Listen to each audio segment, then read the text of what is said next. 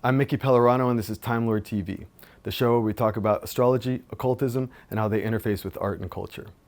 Our guest today is Laetitia Barbier, author of Tarot and Divination Cards, a visual archive. The book goes into the obscure and oft-debated origins of the tarot, from its links with ancient Egyptian mystery schools through its various incarnations during the Renaissance, its importance in the magical orders of the 19th century, as well as contemporary iterations of the cards. Barbier provides her informed interpretation of the cards, stunning examples of a variety of decks, and offers a thorough historical survey of the art of cartomancy. Our musical guest today is Daisy Glaze, my good friends Alix Brown and Louis Epstein, and they'll be premiering their new video for the track The Ghost of Elvis Presley. We're going to start off with the astrological forecast as usual, and then on to the show from there. It's going to be a great one. Stick around.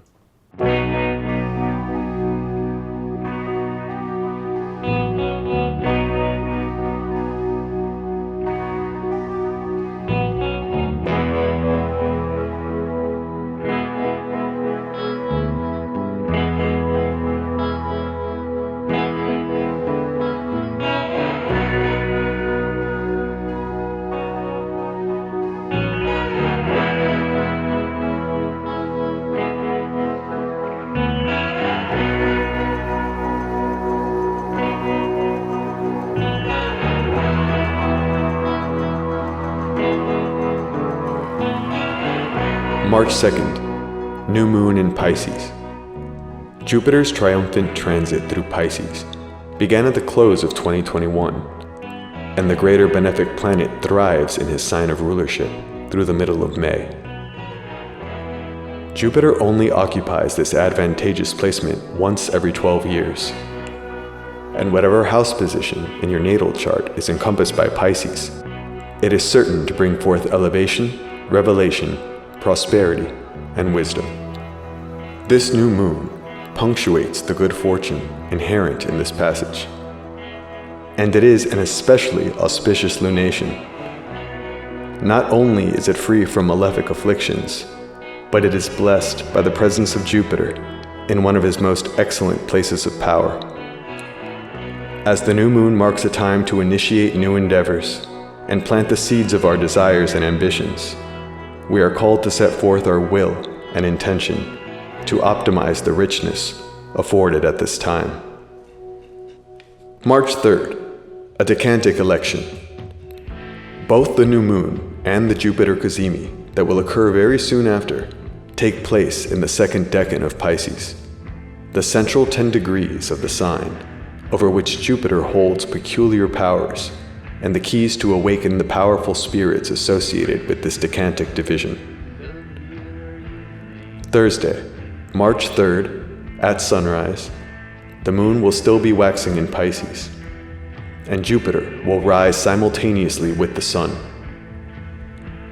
The Picatrix, canonical text of astrological magic, instructs us to fashion an image of a man hanging upside down, holding a dish of food.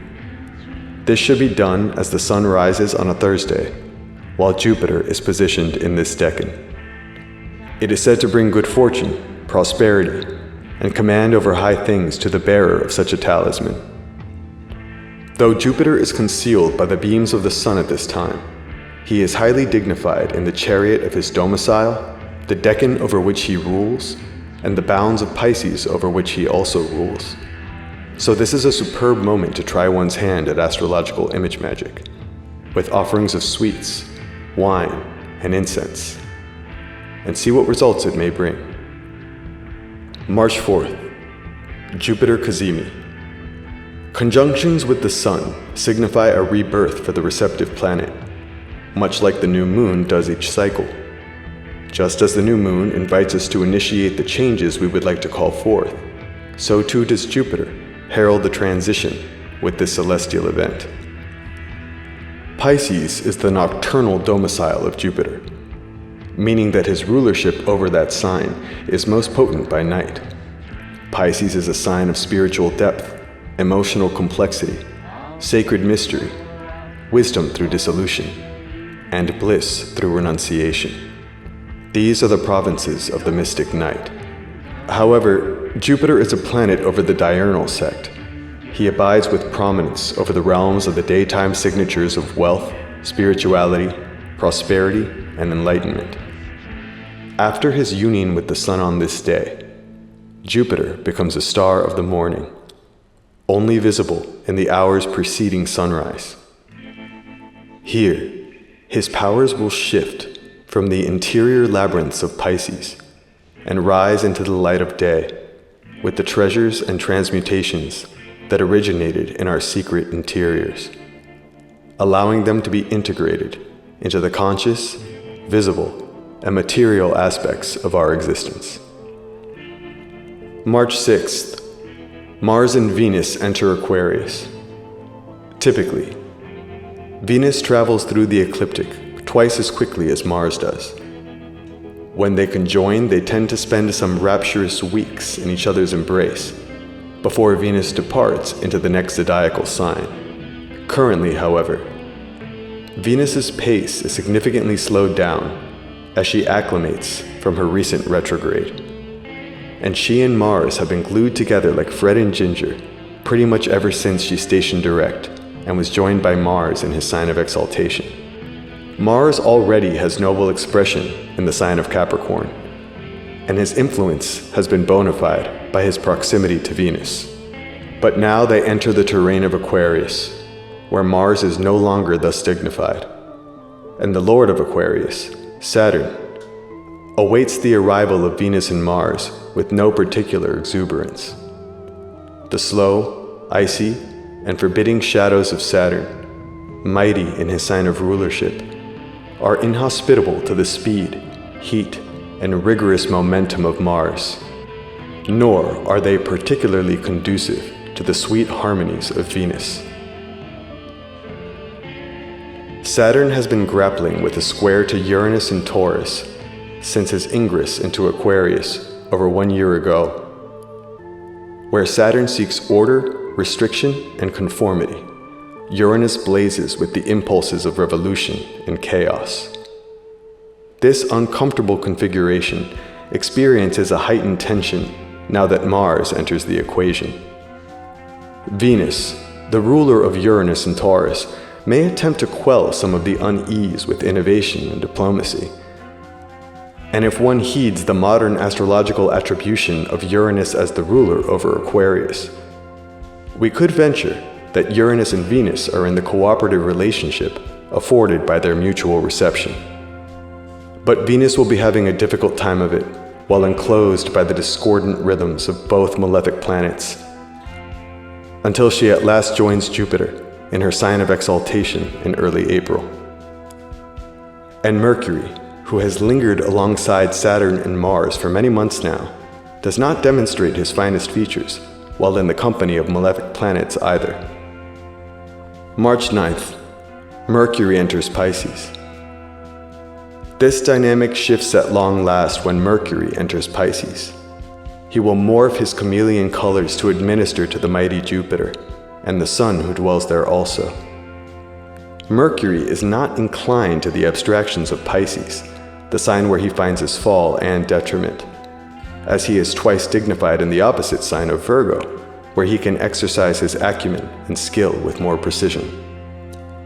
However, though Mercury may not be at his most clever and quick, we should be pleased to see him under the influence of Jupiter's benefic favor, rather than the malefic qualities he has been absorbing for quite some time.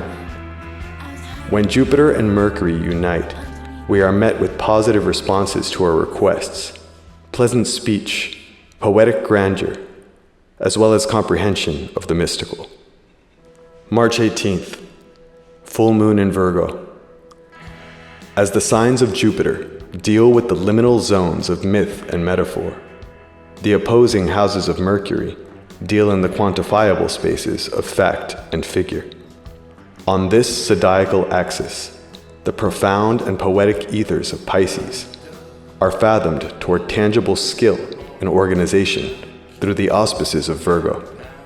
Here, the lotus flowers that extend their roots into watery Pisces with the new moon are dispersed by the Virgo full moon through polished execution. While Mercury, the ruling planet of this full moon, is intoxicated by the shimmering of Jupiter's Piscean kingdom. The Sun is bona fide under Jupiter's administration, and this lunation is a fortunate one. As we make exertions to bring our wills to their completion, rather than an impeccable perfection, we may see more congruous results if we hone our efforts toward generosity, artistic license, spiritual discipline, and patience with our burgeoning talents. March 20th, Vernal Equinox.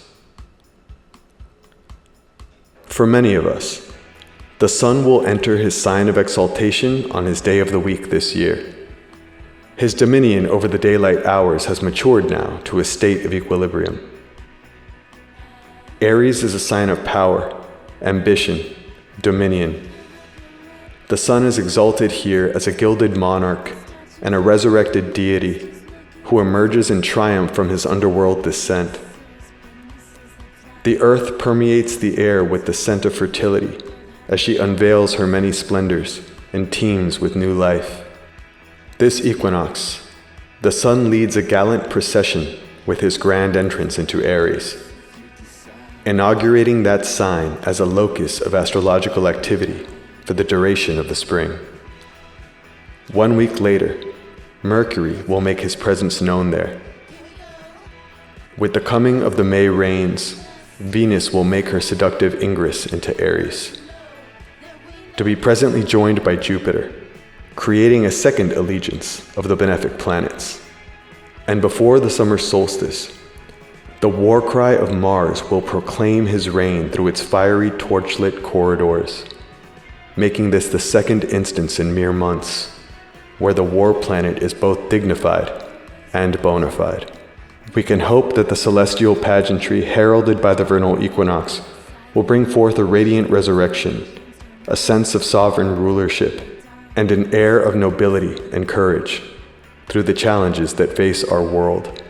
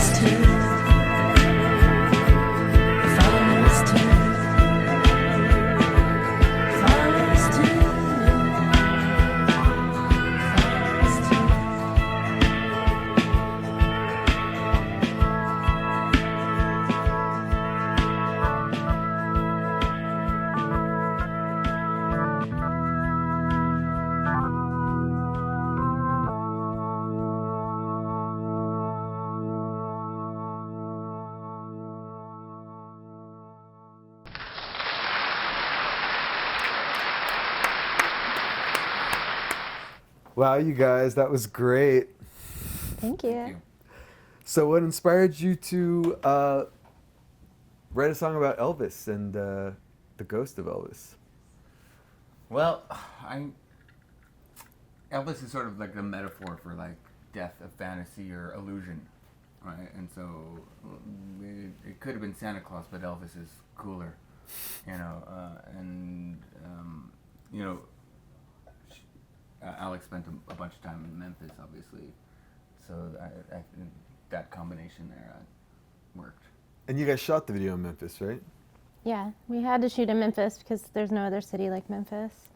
Because it has that kind of like dark grittiness and soul, and like kind of like, you know, once used to be such a bustling city, but it's been, you know, just economically downtrodden, but it still has that like spark, and you can't like capture anywhere else. And I'm still really drawn to it for that reason. And it's still like I just get nostalgic every time I'm there, so I just wanted to capture and encapsulate it in a video, just because it's still the same since when I lived there in 2005.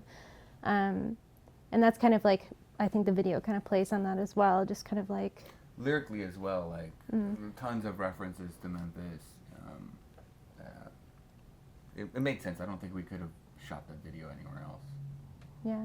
And it was Michele who directed it? Yeah, Michele Civetta directed it. Michele Civetta, Alix's boyfriend. He's a great guy. It's a great video. I mean, you guys did an awesome job. Yeah, I thought I should utilize him, you know. What about actual experiences with ghosts? Do either of you have any ghost stories for us? Does it count, like, if you're in the astral realm? Like, does Definitely. that count as a ghost? Yeah. Yeah, I do have one when I was young, but like what do you call it? Astral projected. Oh. And I met like a few dead people, and one was like a little girl, and she's like, I'm dead, and like it was crazy. I was like 14 years old. My older brother was obsessed with Castaneda, and I would steal his books. And I remember my mother being like, "You cannot read these books. They're like they're you know," and she doesn't know what they were, you know. And then I just started like getting to like the dream world stuff. Like, I would go home after you know in high school and just lie down and dream. That was like a thing I would do. It's very strange. But then I had a few like what I guess they call them out of body experiences. Huh. And they were very, very bizarre, and they freaked me out as a 15-year-old. Wow. And during this one particular experience, you actually encountered So I thought. spirits of the dead. That's what they seemed like to me. And I still can remember what they looked like. Wow. What did they look like? Like people, but shimmery. You know, like you could think of facial features, but like shimmery. They were kind of like etheric and like glowing and stuff? No, just shimmery, like slightly out of focus or something. Huh. What about you, Alix? Have you seen any ghosts? Yeah, definitely. Well, it's kind of similar to you. Like, it was definitely dream-like states. And it was it was around the times when I had people close to me pass away. The first time was when the guy I was in my first band ever with passed away, and I fell asleep, and I woke up, and I couldn't move, and I could feel him in the room with me. Then he was talking to me, but I really felt like he was there. And then it happened again to me a couple years later.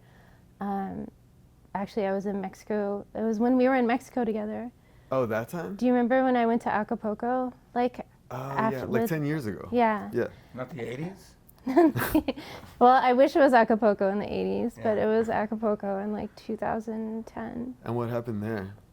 I had this dream. My father had passed away. Like, after my other friend had passed away, my father had passed away a couple years. You remember that? Yeah. And I had a dream, and in my dream, my father came to me, and he was with my ex-boyfriend, Jay. And nothing much really happened in the dream, but when I woke up, it just like startled me, because I was like, it was almost like my father was telling me that Jay was dead. So I woke up immediately and like called Jay from Mexico, and I was like, hey, like, just want to make sure everything's okay. And he was like, you know, partying, whatever. And he's like, oh, I'm fine. Like, you know, don't worry about me. And that was I think we were there in like November, and then he passed away in January, then like a couple months later. So 2 months before he actually died, it's Yeah. like you saw, like you had dreamed that he was with your father. Yeah. Damn. So it was a supernatural dream, but also a prophetic dream in a way. Yeah. I actually had sleep paralysis last night, and I get it all the time. Like when I see like, you know, especially when I encounter an entity in a dream that's kind of like, I don't know, I feel like it's a dark part of who I am, or like some kind of like dark spirit that's like a part of my soul where I have fear or something like that. I feel like I can't move. And last night it was interesting. I had done a ritual. Jupiter and the moon were right about where my nodes are in my chart, and the lunar nodes in your astrological chart are where the eclipses occur, right? The glyph for the south node of the moon, it was derived because it's the glyph that occurs naturally on the hood of the king cobra, right? So cobras and king cobras are associated with the nodes because the nodes are, you know, they're toxic and they're mysterious, and they were like where the soul goes, and you know, they're sketchy, you know? So last night I dreamt that my house was infested with rats, and there were these like rat traps like set around the house, you know, and they were horrible. They were like buckets full of poison, and they looked awful. I was like, oh my God, this is so gnarly. There's rats in here. You know, I don't want to like lay down and go to sleep. And my father was there, and there was this exterminator who was this like old man, and he's like, taking care of the problem, and I look to my right and I see a slimy serpent, and I was like I got like so scared, like, and I want to tell my father and the exterminator, I'm like, it's not rats, it's cobras, it's serpents, I see them here. And then just then the cobra like rises up and like looks at my dad and the exterminator, and I hear the exterminator say, no, it's not rats, it's cobras, don't worry, I can take care of them. And then all of a sudden I see all these cobras like coming out of the drawers and coming out of the closets, and they're like dissolving in space. Like they're like, the poison was like making them disintegrate. It was so weird. Like all these cobras were like coming out and like vanishing. It was so crazy. Yeah, I think I had a dream recently about snakes, and I looked it up, and snakes mean like prosperity or something, like really positive. Oh no, it was tarantulas actually. Oh, Yeah, I had a tarantulas? dream about tarantulas, and there was actually like a good omen. Like I was like, really? Okay. What was the dream? I can't remember it. I should have written it down, but Was it like I remember waking up. It was something with like that, but with tarantulas, and I was like, what does like tarantulas represent? And they actually mean like prosperity or something good is on the horizon. Yeah. Yeah, I don't know. I don't really believe in those like universal symbol, like those books that you're like, oh, I dreamt about tarantulas. What does that mean? Or, you know, I dreamt about like going to the dentist. It means you're gonna die, like that kind of shit. I think like dreaming. Yeah, they're so malleable, right? I mean, Yeah. it's so case dependent, personality dependent. I agree. Yeah, but maybe it was a good omen. Yeah. That's what I like to think, that I'm not going to get bitten by a tarantula. Well, you do have a lot of good stuff coming up, right? This record's coming out soon, isn't it? Yeah, it's coming out next week. By the time this comes out, it'll be out already. What's the release date? February 25th. That's for the digital release. Digital release. The vinyl will come out roughly Who knows? 3 to 4 weeks. The supply chain issue is it's a real thing in the media. Vinyl's It's a not hot fake commodity news. right now. Yeah. Everyone, including Adele, wants to put their album on vinyl for some reason. Because they give a shit. I don't know. Yeah. And what's the name of the record? Oh, self-titled. Okay, Yeah. so Daisy Glaze. Yeah. Yeah. That's that. That's but amazing. digitally, it'll be out February 25th, roughly a month after the vinyl will come out. Yeah, because this is your third video, right? In the series getting ready for the record release? Yeah, That's awesome. Exactly. You guys going on tour? We'll see. Yeah. maybe. We got asked to do a tour. Yeah. It was a In little March, it was a little but- premature. Yeah, and it was for a lot of dates. Yeah. It's too soon, maybe, but Yeah, so you're Yeah. taking it slow and eventually yeah, you'll we're get trying to there. figure it out in the new age of music and playing shows, testing the waters.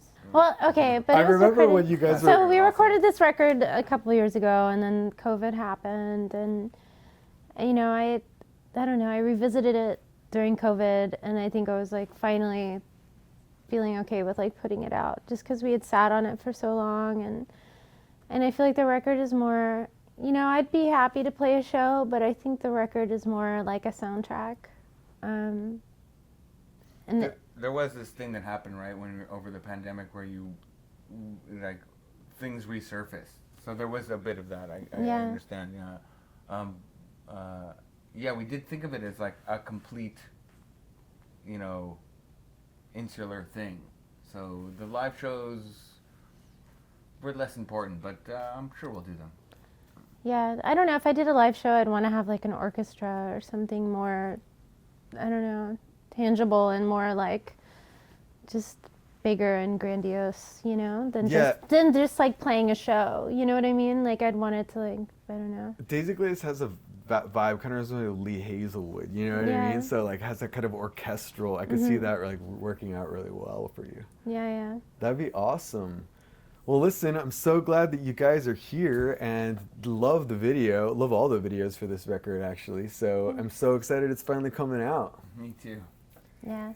It's been a real pleasure. You guys are the best. Check out Daisy Glaze record digital release February 25th. Yep. And vinyl release March 1st, right?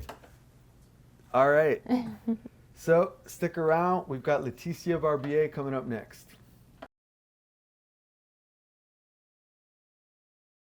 So we're here with Laetitia Barbier, author of this amazing book. Man, well, first of all, it's so beautiful. When it arrived in the mail, I was like, whoa, it's embossed. I didn't want to take it out of the plastic. But then when I finally did, wow, I mean, these images. So you curated all of these images yourself? Yes. Well, first, thank you so much for inviting me. I'm so honored, and it just like it makes me so happy that now the book is in the world. It took me a little time to find I worked on that book for about 4 years. It took me about 3-4 years to gather all those images, and then 9 months, of course, to write it. Thank God, the pandemic allowed me to find a little bit of isolation to do that work. But yeah, it's a labor of love. It's my love letter to tarot. It is, and I'm just happy too, because I think I really designed it for other people's pleasure. So I think it's a book for like visual stimulation, visual pleasure. I mean, the design is incredible and the whole thing, and obviously the rare and beautiful images you found are incredible. So you talk a lot about the history of the tarot in the book, and we don't really know, right? Completely, entirely the origins, right? But in the book, you kind of debunk the Western esotericist, quote unquote, belief that the images of the tarot originated in ancient Egypt. You're like, that's not the case, right? So what would you say their source actually was? So I didn't really debunk anything, because the historians have been working on that topic. Well, the history of tarot as a game, but also as an esoteric tool, the scholarship of it is fairly recent. It's like 100 years, and we're still discovering new things every day. It's a complicated domain, because technically, well, we only have very few cards, and if they were used for divination or for any practice, they were probably used in secrecy. When you study the history of tarot, what they base their research on are church interdictions, or Inquisition trials where people use cards, and we know that people might have used playing cards for divination before the 18th century. But in the history of tarot, the 18th century becomes there is like a calendar date almost. It corresponds to with the publishing of the 8th volume of The Primeval World by Antoine Cour de Gévelin, and that's that's such a big. He does such a big statement at that point, and that statement, which we can talk about if you want, I'd like to. is gonna have such a butterfly effect on the the esoteric, the Western esoteric world later on. So what was this grand statement made in this text? Antoine Court de Gabonin was a Protestant pastor living in France, and he was also a Freemason. And he wrote that book, The Primeval World. It's a gigantic encyclopedia, and it's very much, when you look at all the book, it's very much kind of proto anthropology. And in the 8th volume, he there's a chapter on games. In that first page, he says that once he was invited at a party, and in a salon, and a woman invited him at her table to play a game of cards, and he was very startled by the cards because he never had seen them. The game was in Paris, it was happening in a Paris, palace, manor, I guess, and in the text, he says that it took him 15 minutes. He actually lived through the whole deck. He was very puzzled by the visuals of it.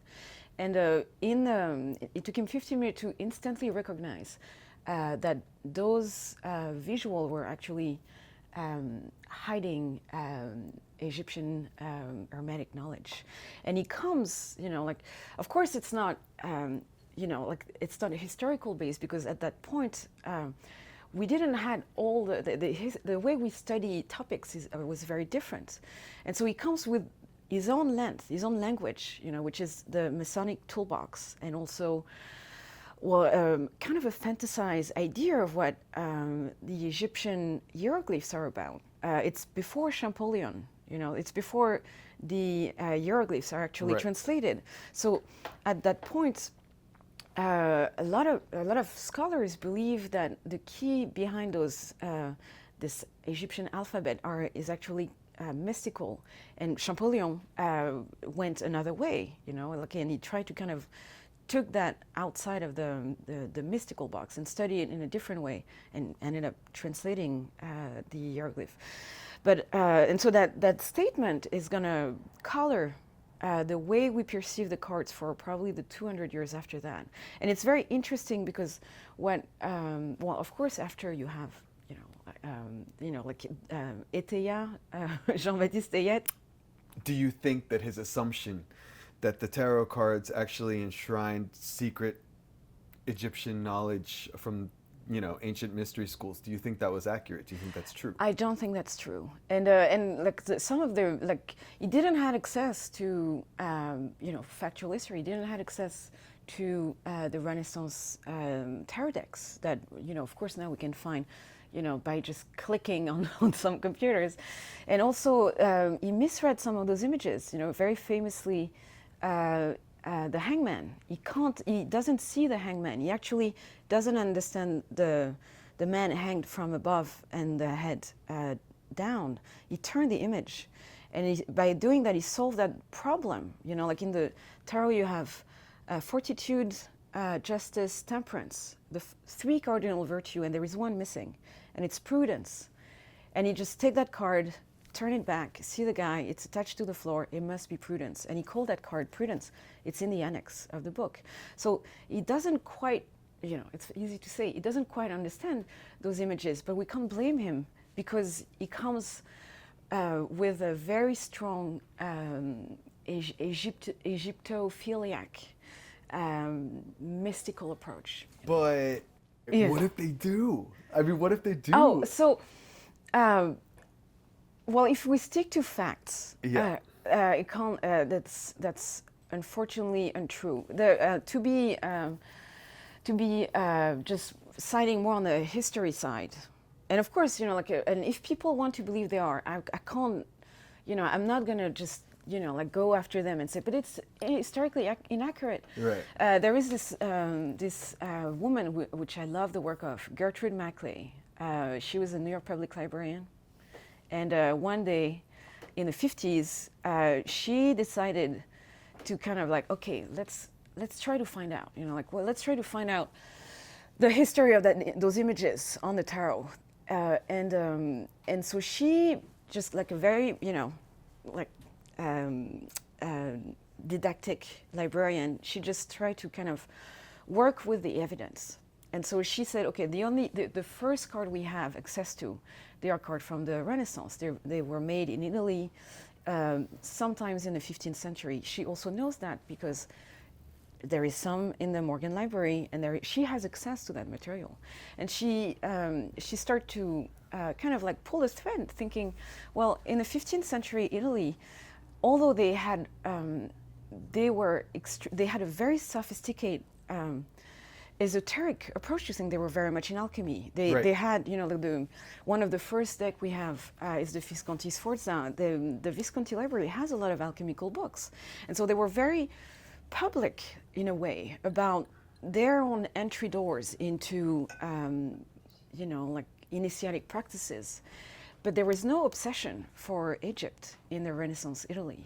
They were not. And so there were a lot of other stuff, like people who used to be extremely excited by for example, Petrarch's Triumph. Those games in their birth, they were not called tarot. The Renaissance Italian games were called triumphi games, games of triumph.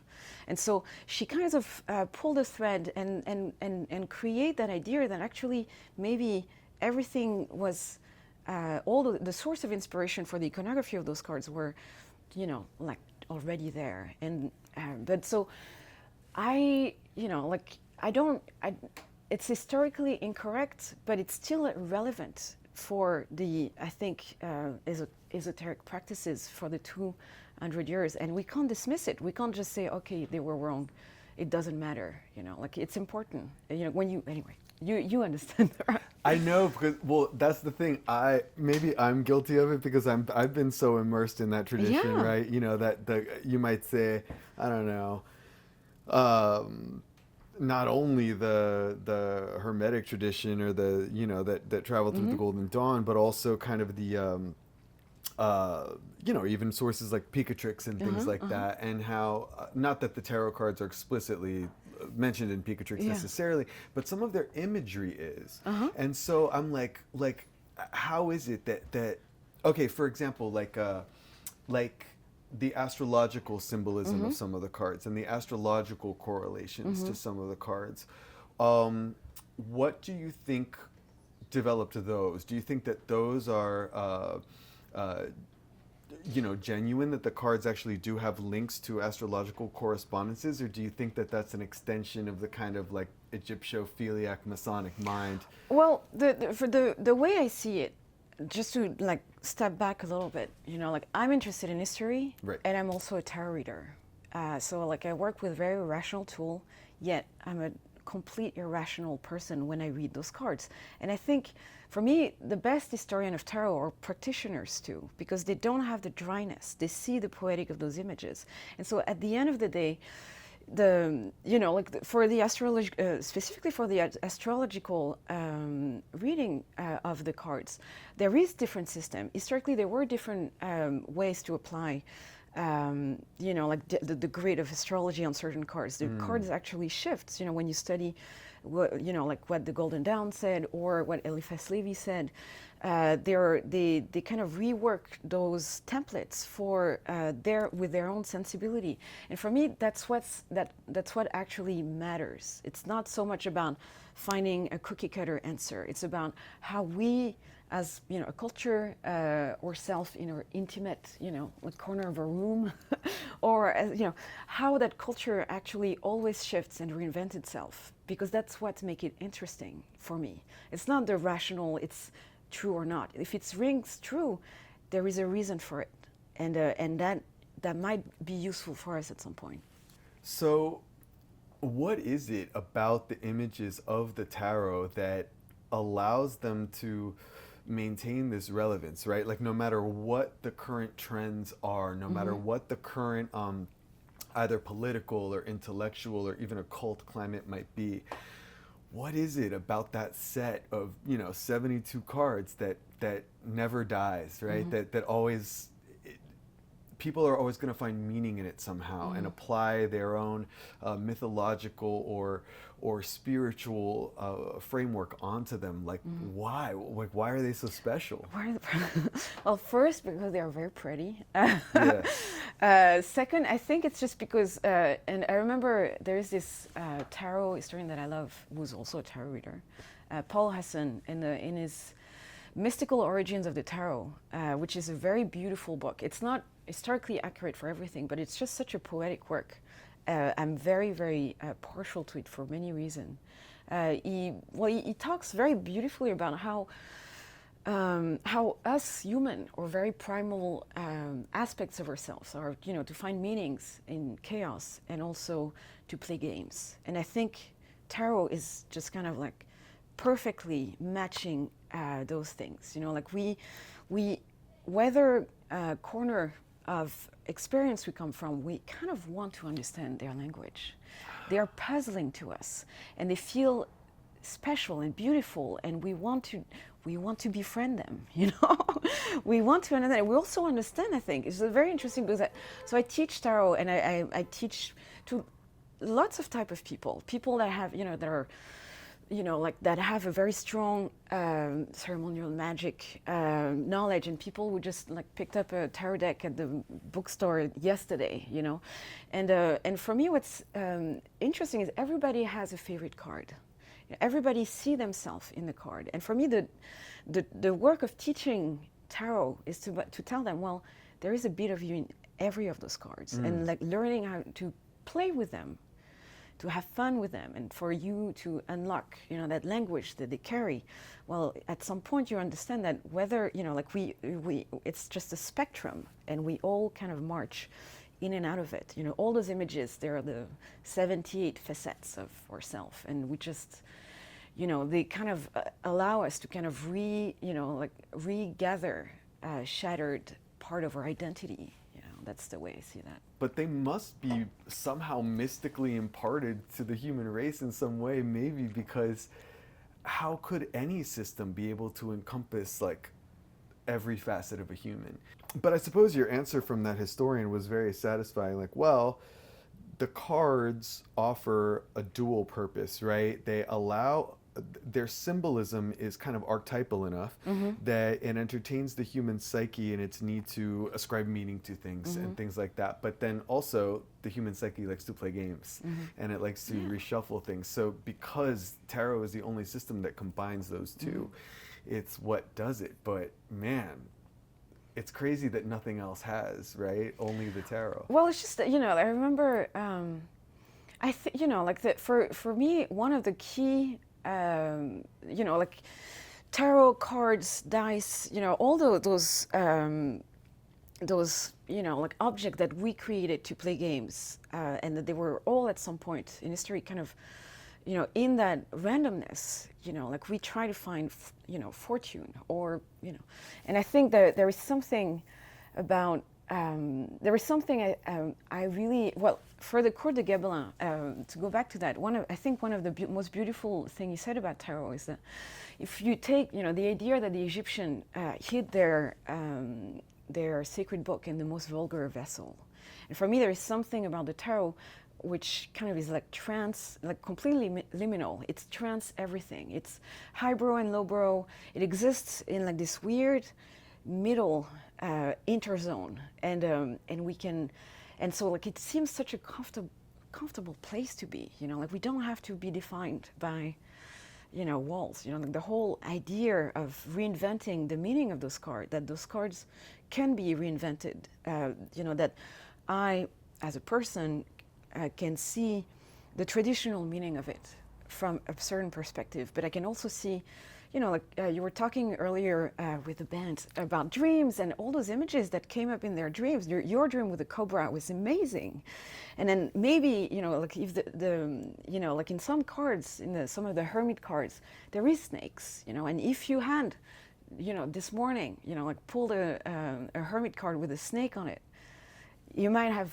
found like a completely different way to actually interpret your dream, So I think that's the playful way in which they allow us to read them is something that is fascinating, because everyone can do it, you know, like it's of course you can go and narrow and study and enrich your, you know, layer your understanding of the card, but there is also room for so much intuition, you know, like for that thing, that kind of like direct pull where you just something snap and you see something and it's about you and it's not about Cour de Gébelin or anyone else, you know. And don't you find that your idea, because, you know, I've been reading tarot, I think now since 2002, so 20 years, actually. Same deck, same one. Which one? I use the Thoth deck. Oh, yeah. Yeah. But, you know, obviously in that 20 years, my interpretation of each card has changed, and it has, I might have read a certain card 6 years ago that I wouldn't read the same way now.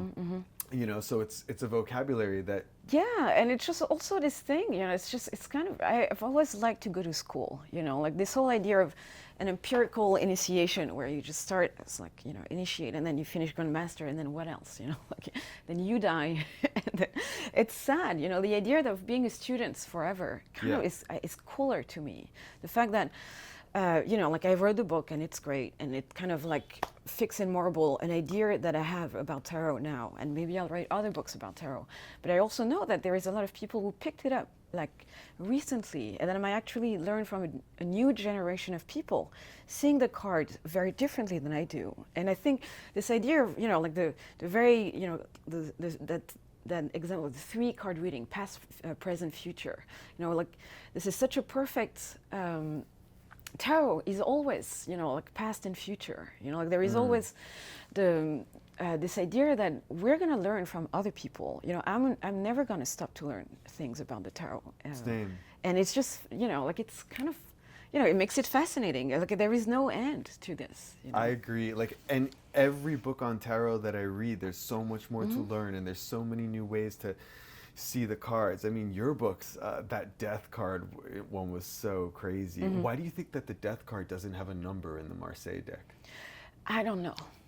I'm not sure. What I know that people, and that's, you know, that we owe as well to Cour de Gébelin, because in this book he also used the Marseille model to illustrate his esoteric discourse on the tarot, and so it kind of like coagulated the Marseille deck as the esoteric deck. But at that time, you also had different decks produced in Besançon, in Lyon, in Belgium as well, and those were not taken by the scholars, and so. I know that there is, you know, the cards that predate the Marseille model that have the Italian deck that have La Morte, and I think it's very cool. I don't have a good explanation for it. I would love someone to tell me why. Maybe it's because, you know, it seems like such a, you know, like such a Rubicon in that story. You know, maybe if we name it, it's going to be, it's going to launch some superstitious thing, but maybe not, you know. I like to have I like people who name death on their cards. I think it's nice to just remind it that just of, you know, the magical character that formed that word. You know, it's just like it's a very beautiful card. But I think seeing the name, having it named, not being afraid of it, being able to read it, makes sense to me. You know, it's not. That's the thing. It's not the last card in the major arcana. No. There is a bunch of others after this. So it's a point of fracture in the storyline, but then there is so much adventures, you know. And then you go to hell, you know. Then there is everything, you know, it's chaos. That's then when I started tripping out when I was reading the book. I was like, what the fuck? I was like, what if like every card that comes after the death card is what happens to us after we die? But that's the way I see it, you know. Like there is this kind of linear. It's maybe a little complicated. But maybe not, you know. For me, I like to, you know, there's so many ways to study the tarot. You can see them card by card, and then you can see them as a totality, the totality of the major arcana. And I like to imagine that the first part of the story before death is, you know, that's our existence, our experience, and it's a very linear one. You know, you're alive, you exist, you learn things, you learn to have a moral compass, and then you die.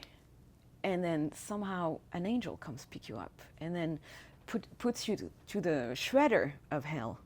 And then, it's the Nigredo, you're broken down, shredded to pieces. And the angel is temperance, right? Yeah, the angel of temperance. And then they throw you, in the Thoth deck, the temperance card is very interesting because it's a two-faced character. And behind it, you have this halo. And it's written, in Latin, that very famous motto that Freemason used. What is Visit it? the interior of the earth, and there you will find the stone of the philosophers. The hidden stone. Or the hidden stone. And then that's what you do, right after this, you go to the center of the earth. You meet the devil, you go in the pit of hell, and the tower, those are the darkest card. And then, bam, star, resurrection. You don't need a lot of light to pull you out of that darkness. You just need one speck. And then, time doesn't matter anymore. Suddenly you're in that crazy realm where time and space are not existent. And you just you move with the celestial rhythm. You meet the moon, the sun, and then judgments. The judgment card is very interesting to me because it's a motif that pre-exists the tarot. You find, it's the last judgment. It's from Catholic iconography. Yeah. And so you see there is a lot of, in the 13th century, you have angel trumpeting images, frescoes, with people leaving their coffin. Those images existed before the tarot, but usually, those I love that they're called doom paintings. They're always separated in two, and then you see people getting out of their grave, and they're shared. Some of them go to heaven, some of them go to hell. But in the story of the tarot, everyone goes to hell first. And then there is the judgment, and then it's the world. And so there is this, in my interpretation of it, there is this thing where it's we all, there is no, the afterlife or whatever, we don't, we experience both flavors, the darkness and then the resurrection. It's a beautiful storyline that tells you that the existence is not linear. You die, there is a lot more stuff after, and then it's just a cycle, you're digested again and again by the great clock of time and space from the the fortress of hell. And in a lot of decks you'll find that fortress is very similar to the tower card. There is in the Minchiate deck, the card sometimes is called Inferno, and then you see a fortress with a naked woman going out of it, and the whole place is burning. And so scholars have thought, well, maybe that tower isn't just a tower. Maybe it is a place of punishment, and we all go there, and then we all get shredded. Even in the Rider-Waite-Smiths, the divine, that thunderbolt, the divine thunderbolt that comes punishes the tower, breaks it down. But there is those. And I'm not an expert in Western Kabbalah, but I know that a little bit because I study the tarot, so I have to know some basis. But in the Rider-Waite-Smiths, you have all those yods, and yods is a very interesting Hebrew letter because it's the smallest of the alphabet. And that's in the moon card, right? All the little yods. Yeah, there you have yods in the mood card for the Thoth, but I'm not sure because I'm not an expert. Oh, sorry, you're talking about the Rider-Waite. I'm talking about the Rider-Waite. Yeah, sorry, I apologize. Sorry. Different schools here. I got my decks mixed up. Well, but and yods is the first of the four characters that actually form the name of God. I'm not going to say it. Yod Hey Vav Hey. Yeah, exactly. And so the idea is that God used the most humble letter to start His name, and so the card really has this strong sense of humility that we have to teach ourselves. That sometimes we learn humility through destruction. Anyway. Yeah, and in Alejandro Jodorowsky's book, which you talk. Happy birthday, happy birthday, Jodorowsky! Happy birthday, Alejandro Jodorowsky. We love you here at Time Lord TV. We brought your book because we happen to be doing the episode of Tarot, and we're shooting it on your birthday. So if you're watching, we love you and we love your work. Yeah. But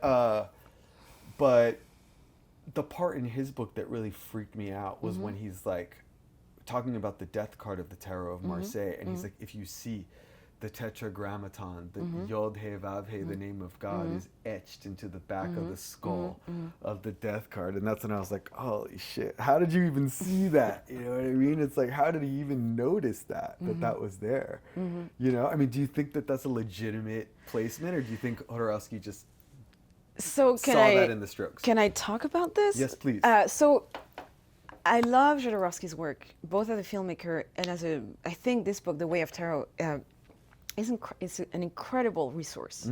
I also know him because I read a lot of his books, and he's self-defined as a trickster. You know, the tarot he created with Maison Camoin, which is one of the oldest card maker in Marseille, is somehow, you know, it's inspired by other tarot decks, but you can't really find those details in the tarot he talks about. It is somehow a creative invention, and maybe this is very comment dire, polemic to say. It doesn't undermine how can I say Undermine? that? It doesn't undermine the quality of his work, but I have an example in the book. The papesse, like he talks about the papesse, and he puts an egg behind her, and he said, like in the old tarots, in the real tarot of Marseille, you have the egg. The card that he's talking about is actually, it's a card by a card maker called Bernardin Suzanne. And I found the cards, and the card exists. It's very easy to find it in the library, the National French Library collection. And I printed it in the book. And you see a shape that looks like an egg, but it's not an egg. And thanks to his genius and also his knowledge of the papesse, it becomes an egg because the card is associated with, what's the term? You know, like amalgamation, and then you know, like all those things. You know, like an egg. Like everything happens inside her. You can't see anything, but it's not historically true. And so I think, you know, like this is, for me, the Camoin Jodorowsky is a great tarot, but it's also a tarot like a fabricated idea.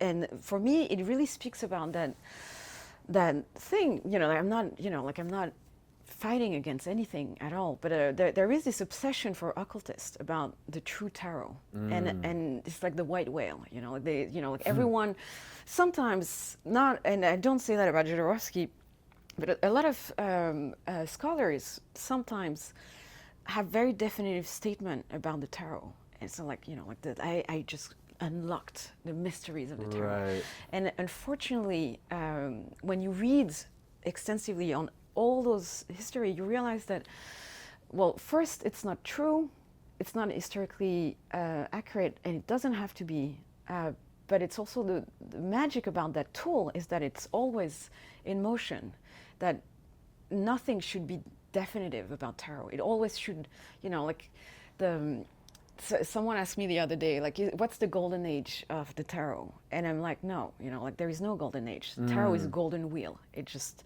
the golden wheel, and it creates its own path, and it probably will change direction, or have many of them.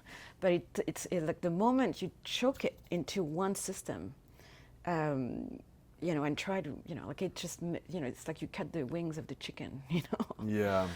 So I just, and of course, you know, like I don't want to be provocative, but or demystify, you know. But I think for me, what's more interesting is that multiplicity of voices. You know, I think, you know, like the idea that tarot is a totality through time, and that it will be reinvented, and yeah, that's what's cool about it.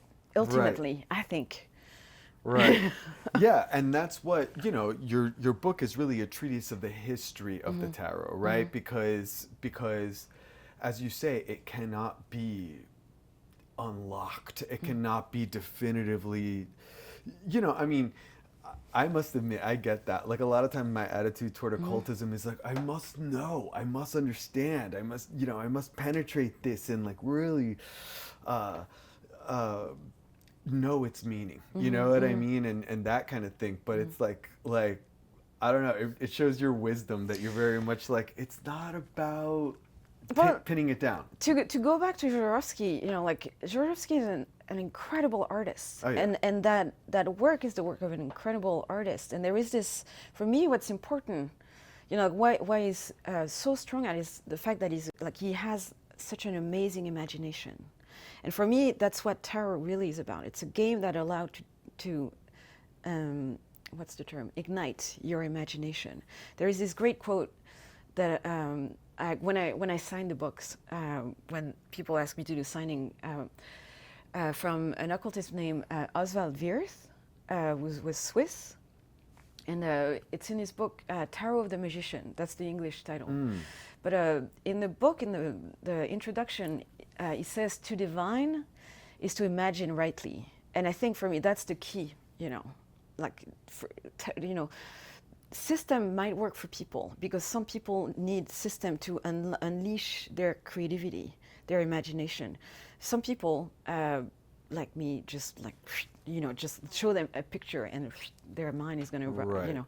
But that's the thing. Ultimately, the real, for me, imagination is very much what connects us to, the divine, or that those upper stairs, and that's why also tarot is such a, it's like the digicode of your imaginative brain, like, and that's the only thing I think for me at least that matters, like to be, the moment people understand that it's not so much about the system, it's about like, the system is just, it's very much like the fool card, the fool is like propelling himself to maybe jump in the void, and for me the system is the piece of land that allows you to propel yourself. You need, a strong basis. You need to understand and enrich your vocabulary to be able to maybe understand the tarot with your own sensibility. But at some point, that's not enough, because like you start to create your own system, and those systems are a lot more efficient for your practice. I guess what I really want to know is, what is it about the tarot? Like, I think I understand the numerical, right? Yeah. If you just give us 4 suits, 10 cards, and let the human mind play with 10 numbers in 4 suits, right? And the human mind does play with it all the time, whether it's playing poker or whatever, it plays with it. It wants to. But why the 22 major arcana? What is it about them that allow them to be what they are, that allow them to be such a springboard for the imagination and such a complete picture of the human experience if you combine them with the minors?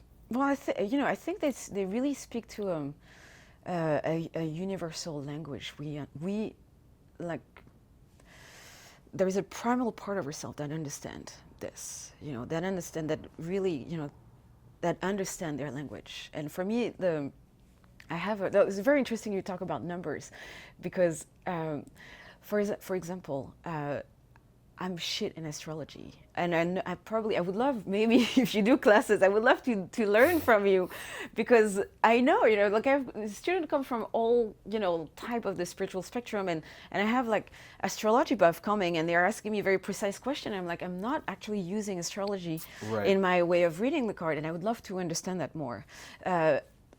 I don't understand astrology because I was always bad at math. And by the way, I think my favorite part of your show, because I watched some of them during the holidays, is the astrology forecast. Because like for me, I just like, I put that on the screen, and it's just so, it's so trippy and immersive, and there is this kind of like, like spoken words of things, and it's just.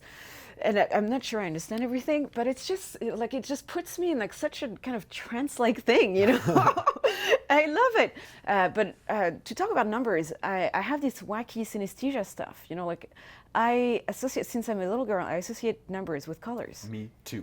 And so I remember phone numbers by color sequences, and because like I'm a very visual person, and I also use to form an opinion on people according to their phone number. She's like, oh, no wonder he's such an asshole. He has so many 8 and 9 in his in his phone number. As a little boy, I always ascribed personalities to every number. Yeah. Yeah, I mean, even like, oh, 17, I get that. You're 17, I know. Great You're like color combo 17. I love this. yeah, I had a very like and I think that's why Kabbalah actually part of Yeah. the reason why it appealed to me so Yeah. much, and tarot too, because I had this understanding of number that wasn't only numerical. Yeah. It was almost like narrative or Yeah. something like that, Yeah. or interpersonal, Yeah. or colorful, as you Yeah. say. A number has traits. Yeah, or psychologized. yeah, They it's- have their own personality. It's strange how that really happens. But if the tarot, sorry, go ahead. No, I was going to say, they are just drawings that we attach meaning to, and that's the same with the major arcana. Like those numbers, they have shapes, like alphabets. The tarot is like an alphabet. It has this. Of course, it's a lot more elaborate because those drawings are covered with symbols, and then there is color on top of that. But numbers are the same. They are drawings that are abstract, and we attach meaning to them. And that meaning, as you said, it can be a value. 3 is 1 unit plus 1 unit plus 1 unit, but it can also have like so much more to it because the way we perceive it, it just unfolds like some kind of it blooms in meaning. But then who invented it? Like, who invented the system of tarot that Gavilan is able to see all the Egyptian mysteries concealed there, or that is enables us to ascribe all of this meaning? Like I think, where does it come from? From our imagination. I think it comes from the way I like to see them is like they're very very much like mirrors. They mirror us. They mirror us as a person, but also as a culture. And they were scrying into the cards to find meaning. And sometimes we find it, sometimes we don't. Sometimes we define it. And sometimes those things we define, they don't serve us anymore. And so I think this is what makes the cards so important historically too, is that they are a work of imagination. Like the card themselves don't change, but the meaning we attach to them has changed historically so drastically. I talk about that in the book. The hangman in the Renaissance was a shame painting. Sometimes very famous artists. Apparently Botticelli was asked to do shame paintings. Leonardo, I think, did some hanging stuff too. And it will show you hanging by one foot, and that will basically kill your reputation. And in that time, during the Renaissance Italy, because it was still ruled by the kind of feudal codes, your reputation was everything. So like if you were shamed, your family for probably generation will pay the cost of your betrayal. And so that's the first historical meaning of the hangman. Now, now it's a very different figure. Now we associate it with, letting go. We're at the threshold of death. It's a real spiritual connection. We're, like a martyr. The physical pain is completely eclipsed by spiritual enlightenment. But that meaning, that images doesn't change at all throughout the century. Yet we see something else. And of course, for many reasons, we see something else because our relationship to capital punishment, for example, change. Like those in Renaissance Italy, they used to hang people all the time. So that those visuals were part of a global visual culture that we lost touch with, and for me, that's what's interesting. The reason why this array of 72 cards exists and still functions is because it's evolved through an interaction with the human imagination and it's kind of sculpted into this thing that it is now. So it almost makes it seem as though the tarot is very much alive. Yeah, it's more alive than us. I say that often, but I'm going to die at some point. Maybe my book is going to survive me, but I doubt it. And my ideas of the tarot are going to die with me. And the tarot is going to live. It's going to outlive all of us. It's going to be, other people are going to grab it and then find other meaning to it and find a way to resurrect it and reuse it and everything, recycle it. And that, that's kind of cool, For sure. That's kind of cool. No, too. I mean, it really speaks to the sanctity of the cards, I think. And it speaks to the, maybe that they're not holy in and of themselves, but they are. The relationship is holy. Exactly. The relationship we have with them is sacred, if we want it to be. but it also doesn't have to be. I had many, shitty readings that I did for my friends where we were like, oh, let's just like put some cards on and see what they, how we should dress tonight. Like there is always oscillate between the sacred and the profane. But the card themselves, they are pieces of paper, and the relationship we manage to have with them is like, for me at least, my very personal, it's like a friendship, like it's a friendship. It's a busy one because there's a lot of cards, right. but it's like a mega pantheon, like it's something. There is the image. It's not the image of the God you worship. It's the abstraction of it that you worship through image. I mean, that's really beautiful. It is. It's the relationship that's maintained, and that is so holy and so beautiful, and the images that it's produced, right, that you've put together in your book, I think show the splendor of that relationship, and what it can really yield, and how awesome it is. And you've moved me a great deal because the tarot is very sacred to me, and it's something, I might have an approach that's a little bit more like I must know, I'm a Scorpio rising, you know what I mean? So I'm very but that's good too, that's the thing. It's like everyone should have their own relationship to it, I can't discredit any of those things. I agree. I think they all have the right to exist. That's what's so great about the book. It really shows so many different antiquated and contemporary envisionings of what these cards mean and how they're represented, and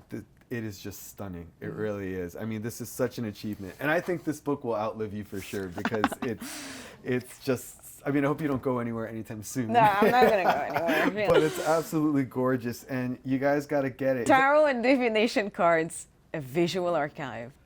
Laetitia, it's been so cool. amazing thank you so much. having you, and thank you so much for being here, and thank you for your beautiful contribution with this book. You're welcome. I'm so grateful to you and your work and everything you do. It's fantastic. Thank you. I'm so excited. Thank you again. Thanks so much for watching us here on Time Lord TV. We will see you next month. Love to you all.